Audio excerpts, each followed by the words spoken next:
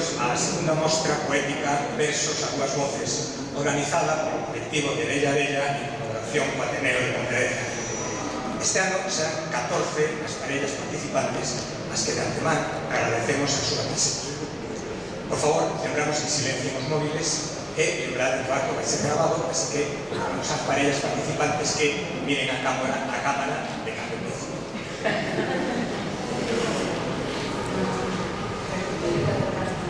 En 1999, a UNESCO estableceu o 21 de marzo como Día Mundial da Poesía para conmemorar as formas máis prezadas de expresión e identidade lingüística da humanidade.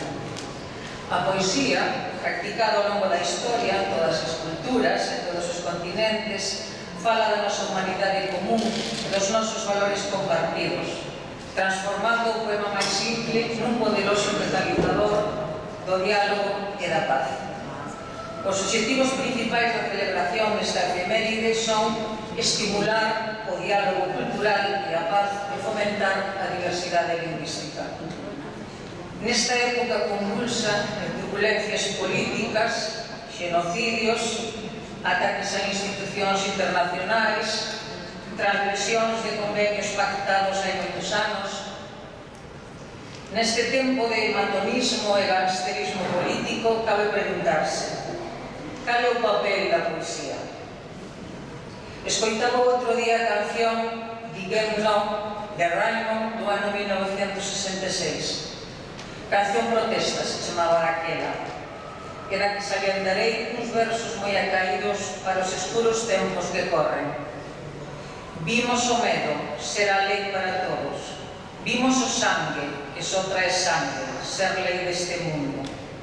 E axiña me dou a cabeza a icónica Imagine de John Lennon do ano 1971, no que di: imagina que non hai países, non é difícil, nada por que matar ou morrer, e ningunha religión tampouco.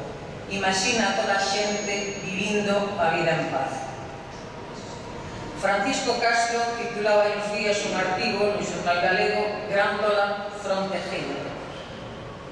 Son innúmeros os exemplos de poesía social comprometida e reivindicativa tamén na nosa lírica, desde a Idade Media coas cantigas de Escarnio e Maldecir, pasando polo século XIX con Joan Manuel Pintos, Rosalía, Curros, e continuando no XX e XXI con Celso Emilio, Manuel María, entre moitos outros e outras. Precisamente este ano, a Real Academia Galega dedica este Día Mundial da Poesía a Luís Seoane, home que sufriu persecución polo golpe de Estado do 36 e que o forzou ao posterior exilio. Personalidade polifacética, dibuixante, pintor, grabador, escritor, destacou polo seu profundo e inquebrantable compromiso coa terra. A resposta á pregunta que nos formulábamos é clara. A poesía apela ás emocións, que son a maneira natural na que os humanos reaccionamos ao que ocorre ao noso redor.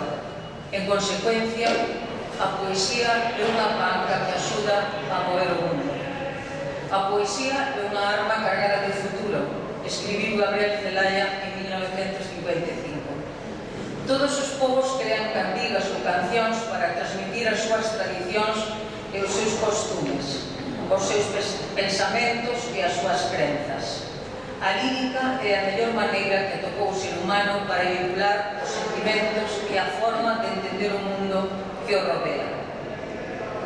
Lembremos a maravillosa lírica galego-portuguesa cuxas cantigas acadaron o cunho literario na Idade Media. E de trazarmos unha liña temporal imaginaria, chegaríamos ata o 2025, ano no que se dedica o Día das Letras Galegas ás cantigas populares personificadas en 6 mulleres cantareiras. Esta homenaxe é unha forma de reivindicar a lírica popular que se mantivo viva ao longo dos séculos e de poñela en valor fronte a outras manifestacións artísticas. A poesía é, pois, unha arte sublime e asemade útil. Sen ela perderíamos toda a nosa humanidade. En palabras do poeta Luis García Montero, os individuos converteríanse en pura mercancía, sen algo que os invitara a pensar no amor, no medo, na ilusión, neses valores importantes da vida. Tradicionalmente, nos valorouse a lírica frente á prosa, e aí que as linguas minorizadas como a nosa fosen consideradas máis apropiadas para este tipo de composicións que outras, como a lingua castelana, que eran as axeitadas para a prosa ou para a épica, é dicir, para a alta cultura.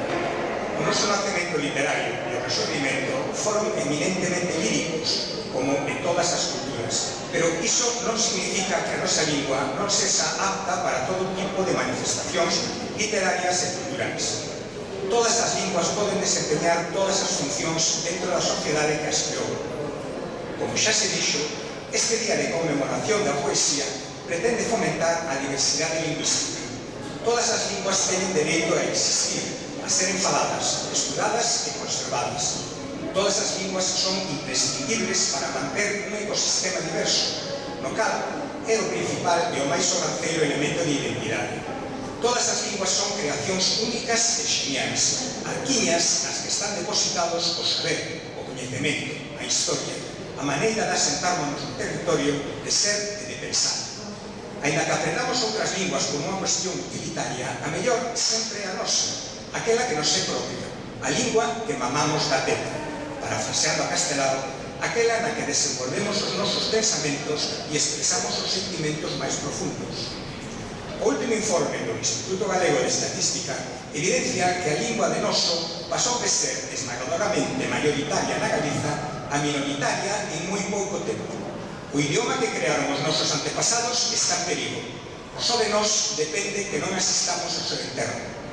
Falémola, cuidémola, en definitiva, amémola.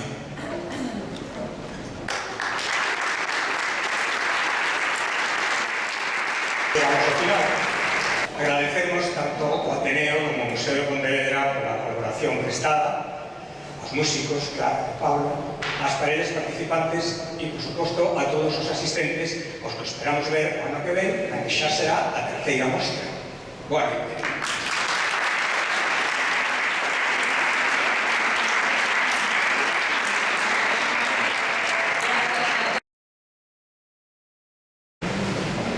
Bueno, pois foi unha agradable sorpresa vervos aquí outro ano máis.